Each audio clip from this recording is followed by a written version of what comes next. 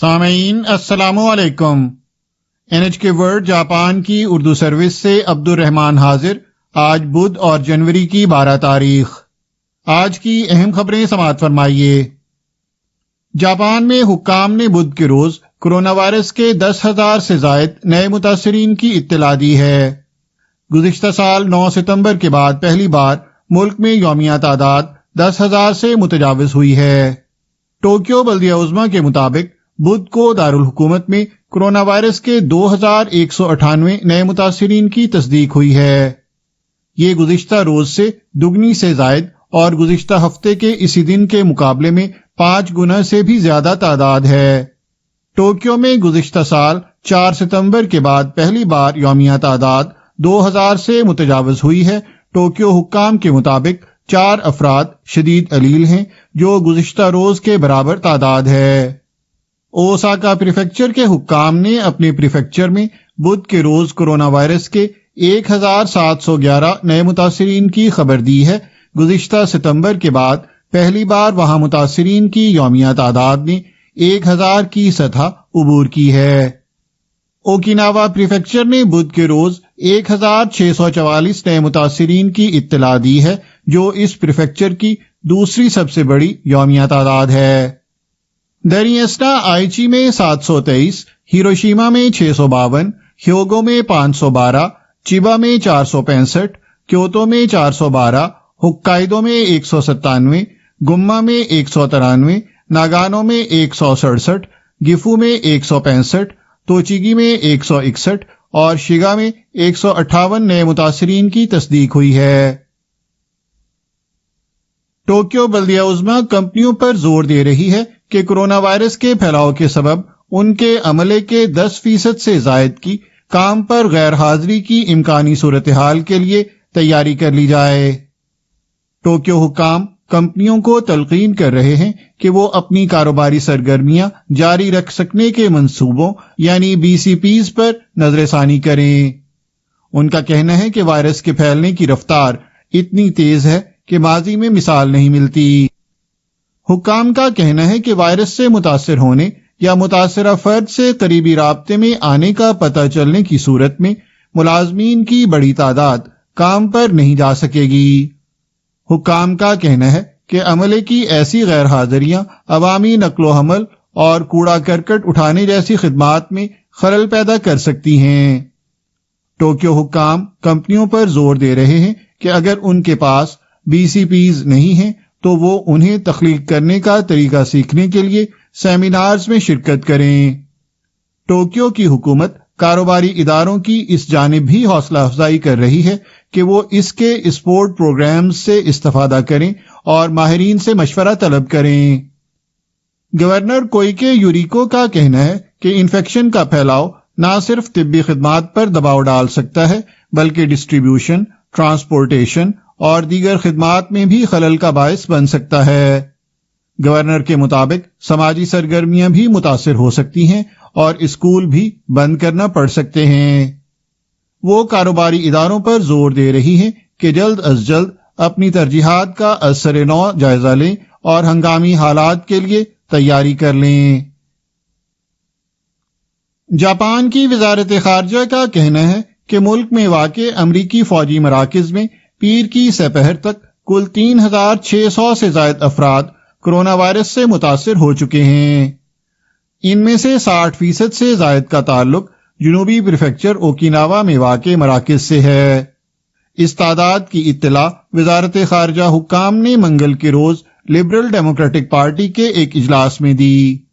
حکام کے مطابق ملک بھر میں امریکی فوجی مراکز میں 3,638 متاثرین کی تصدیق ہو چکی ہے۔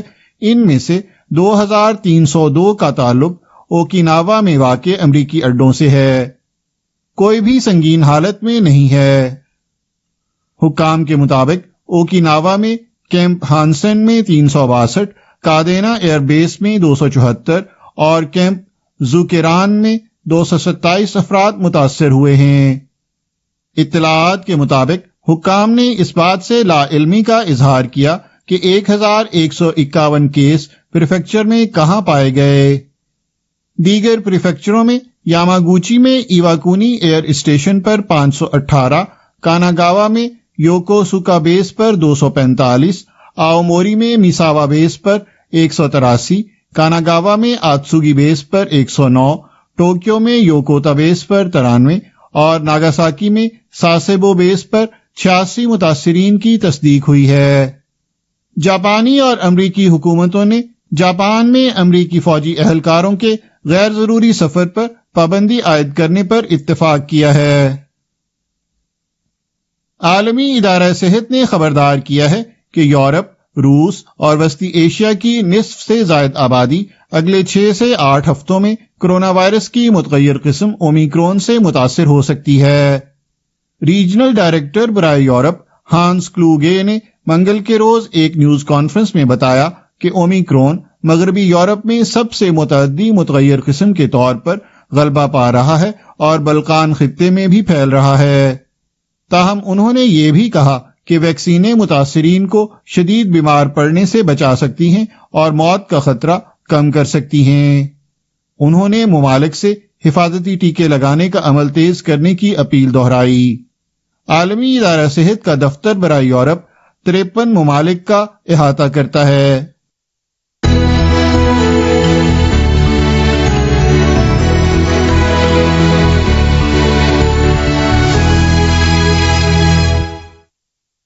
یہ خبریں آپ NHK ورلڈ جاپان کی اردو سروس سے سن رہے ہیں، اور اب پیش خدمت ہیں آج کی باقی خبریں۔ شمالی کوریا کے حکام نے اپنے حالیہ میزائل لانچ کی تفصیلات عام کی ہیں۔ ملک کی حکمران جماعت ورکرز پارٹی کے اخبار رودونگ سمون نے حکام کے حوالے سے بتایا ہے کہ منگل کی صبح ایک ہائپرسونک میزائل چھوڑا گیا ہے۔ اخبار نے اطلاع دی کہ ملک کے رہنما کم جونگ ان نے تجربے کا مشاہدہ کیا۔ اخبار کے مطابق جناب کم نے کہا کہ ملک کو اپنی دفاعی صلاحیت مضبوط کرنے کے لیے فوجی قوت بڑھانے کی ضرورت ہے۔ اخبار میں مضمون کے ساتھ شائع کی گئی تصاویر سے پتہ چلتا ہے کہ موبائل لانچر سے ایک میزائل فائر کیا گیا۔ اخبار نے بتایا کہ میزائل نے 1000 کلومیٹر کی پرواز کے بعد اپنے مطلوبہ ہدف کو نشانہ بنایا۔ شمالی کوریا کے ایک الگ دعوے کے مطابق گزشتہ بدھ کو چھوڑا گیا میزائل بھی ہائپرسونک تھا، جس کی رفتار آواز کی رفتار سے 5 گنا تیز تھی۔ جنوبی کوریا کے دفاعی عہدیداروں نے دونوں میزائل تجربات کا موازنہ کرتے ہوئے کہا ہے کہ گزشتہ ہفتے چھوڑا گیا میزائل اپنی پرواز کے کچھ حصے میں ہی ہائپرسونک رفتار پر پہنچا تھا۔ انہوں نے بتایا کہ تازہ ترین میزائل کی رفتار پچھلے سے 2 گنا تھی اور وہ زیادہ دور تک گیا ہے۔ گزشتہ سال شمالی کوریا نے 5 سالہ دفاعی منصوبے کا اعلان کیا تھا، جس میں مختلف اقسام کے میزائلوں کی تیاری شامل تھی۔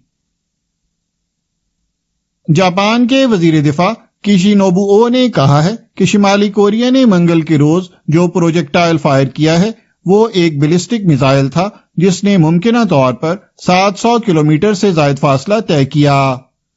اس بات کا اندازہ ان حقائق سے ہوتا ہے کہ اس کی زیادہ سے زیادہ رفتار 10 ماک یعنی آواز کی رفتار سے 10 گنا تھی، اور اس نے اپنا راستہ درمیان میں تبدیل کیا۔ جناب کشی نے یہ بھی بتایا کہ حکومت جاپان نے بیجنگ میں اپنے سفارت خانے کے ذریعے شمالی کوریا سے احتجاج کیا ہے۔ اقوام متحدہ کی ایجنسیوں نے رواں سال افغانستان کی مدد کے لیے $5 ارب کے ریکارڈ مالیت کے فنڈ کی فراہمی کی ایک مشترکہ اپیل کی ہے۔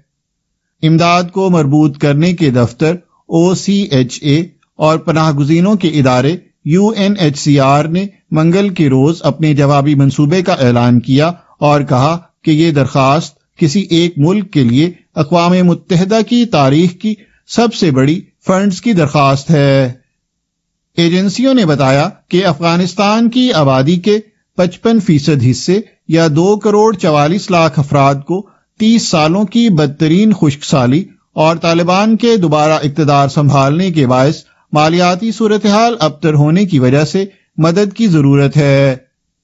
ایجنسیوں نے مزید بتایا کہ 47 لاکھ افراد غذائیت کی شدید کمی کا شکار ہیں، جن میں سے 39 لاکھ بچے ہیں۔ انہوں نے خبردار کیا کہ اگر صورتحال بہتر نہ ہوئی تو 1,30,000 بچے موت کا شکار ہو سکتے ہیں۔ پناہ گزینوں کے لیے اقوام متحدہ کے ہائی کمشنر فلپو گرانڈی نے بتایا کہ وقت ہاتھ سے نکلتا جا رہا ہے۔ انہوں نے بین الاقوامی برادری پر امداد کی فراہمی کے لیے زور دیتے ہوئے کہا کہ اگر افغانستان میں ناکامی ہوئی تو ہمیں لوگوں کی ایک بہت بڑی ہجرت دیکھنا ہوگی۔ گزشتہ سال نومبر میں جاپان کے کرنٹ اکاؤنٹ سرپلس میں ایک سال قبل کی نسبت بھاری کمی ہوئی۔ سرپلس میں کمی کا یہ مسلسل چوتھا مہینہ تھا۔ کمی کی بڑی وجہ خام تیل کی بلند قیمتیں رہیں۔ وزارت خزانہ کے مطابق ین کے لحاظ سے کرنٹ اکاؤنٹ سرپلس میں 48.2% کی کمی آئی۔ یہ 8 کھرب 97 ارب 30 کروڑ ین یا 7 ارب 80 کروڑ ڈالر سے کچھ کم رہا۔ تجارتی توازن میں 2 ماہ میں پہلی بار خسارہ ہوا جو تقریباً 3 ارب 70 کروڑ ڈالر تھا۔ خام تیل کی بلند قیمتوں کے باعث درآمدات کی مالیت زیادہ رہی۔ پرائمری انکم سرپلس میں اضافہ ہوا اور یہ 15 ارب 50 کروڑ ڈالر رہا۔ اس میں غیر ممالک کے حصص اور بانڈز میں سرمایہ کاری سے حاصل ہونے والے محاصل اور سودی منافع شامل ہے۔ بحری جہازوں کے کنٹینروں کی عالمی قلت کے باعث بحری جہازوں کے کرایوں میں اضافہ ہوا، جس کے نتیجے میں بیرون ملک بحری سامان کی آمد و رفت کرنے والی کمپنیوں سے حاصل ہونے والا منافع بڑھ گیا۔ ٹوکیو کے اوینو چڑیا گھر میں جائنٹ پانڈا کے 2 جڑواں بچوں کی عوامی نمائش شروع ہو گئی ہے۔ کورونا وائرس کے تیز پھیلاؤ کے باعث ان جڑواں بچوں کی پہلی عوامی نمائش بدھ کے روز سے صرف 3 دن کے لیے ہوگی۔ نر پانڈا شاؤ شاؤ اور مادہ لے لے اسی چڑیا گھر میں 23 جون کو پیدا ہوئے تھے۔ ان کی افزائش ہموار انداز میں جاری ہے اور منگل کے روز ان میں سے ہر ایک کا وزن تقریباً 14.5 کلو گرام تھا۔ وبا کے باعث چڑیا گھر کو منگل کے روز سے عارضی طور پر بند کر دیا گیا ہے، تاہم بدھ کی صبح سے صرف پانڈا کے جڑواں بچوں کی عوام کے لیے نمائش شروع ہوئی ہے۔ قرعہ اندازی کے ذریعے پانڈا کے بچوں کو دیکھنے کا ٹکٹ حاصل کرنے والے خوش نصیب شائقین ان کے باڑے کے سامنے تقریباً 1 منٹ تک ٹھہر سکیں گے۔ یہ ٹکٹ حاصل کرنے کے لیے چڑیا گھر نے گزشتہ ماہ درخواستیں وصول کی تھیں۔ یومیہ صرف 1000 سے کچھ زائد شائقین کو اجازت دیے جانے کے باعث ٹکٹ حاصل کرنے کے امکانات 350 افراد میں سے ایک کے تھے۔ چڑیا گھر کے منتظمین کے مطابق پانڈا کے جڑواں بچوں کی اگلی عوامی نمائش کے اوقات کا ابھی تعین نہیں کیا گیا ہے۔ اس کے ساتھ ہی NHK ورلڈ جاپان کی اردو سروس سے خبریں ختم ہوئیں۔ یہ NHK ورلڈ جاپان کی اردو سروس ہے۔ ریڈیو پر ہماری یہ نشریات پاکستان میں رات 8:15 بجے اور بھارت میں رات 8:45 بجے شارٹ ویو 9580 کلو ہرٹز پر اور 1.25 گھنٹے بعد میڈیم ویو 927 کلو ہرٹز پر شمالی پاکستان اور افغانستان میں سنی جا سکتی ہیں۔ انٹرنیٹ پر بھی ہمارے پروگرام دستیاب ہیں۔ ہماری ویب سائٹ ہے nhk.jp/urdu۔